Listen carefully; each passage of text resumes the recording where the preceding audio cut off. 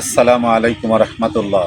প্রিয় দেশবাসী, আমি মাসুম, আমি ঝিনাইদহ থেকে বলছি। বাংলাদেশের এই ক্রান্তি লগ্নে যখন 17 কোটি মানুষের কণ্ঠস্বর হয়ে কথা বলছিল শরীফ ওসমান বিন হাদি,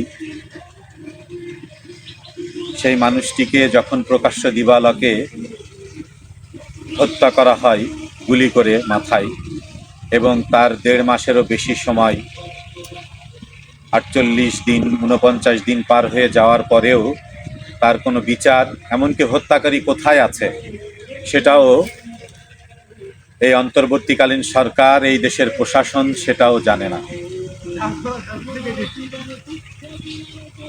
এর চেয়ে দুঃখের, এর চেয়ে কষ্টের, এর চেয়ে বেদনার আর কিছু হতে পারে না।